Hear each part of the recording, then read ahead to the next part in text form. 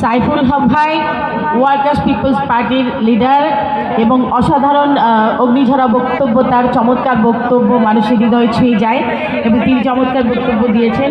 অসংখ্য ধন্যবাদ সাইফুল ভাইকে, ধন্যবাদ। আর কি আছে, আর এমদাদ বর্ষাকে অসংখ্য ধন্যবাদ। এই হাঁকাও চিল্লাইলে হবে না, হাঁকাও চিল্লাইলে হবে না। এটা তো দুলু ভাইয়ের প্রোগ্রাম, এমদাদের প্রোগ্রাম কই?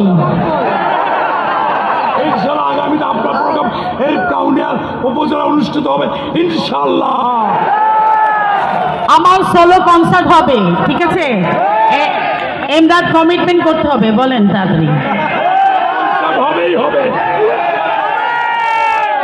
আচ্ছা, যাই হোক, সবাই ভালো থাকবেন, অসংখ্য ধন্যবাদ।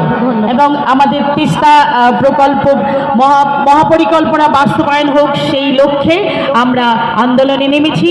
পথে আছি, পথে থাকবো, নদীতে আছি, নদীতে থাকবো, চর থাকুক আর যাই থাকুক, পানি আনবো, হিস্সা আনবো। সবাইকে ধন্যবাদ। সংগ্রামী নেতৃবৃন্দ, এ পর্যায়ে আপনাদের সামনে বক্তব্য রাখবেন তিস্তা পাড়ের মানুষের সাথে, দুঃখী মানুষদের সাথে একত্রতা ঘোষণা করেছেন বিপ্লবী ওয়ার্কার্স পার্টির সম্মানিত সাধারণ সম্পাদক জনাব সাইফুল হক।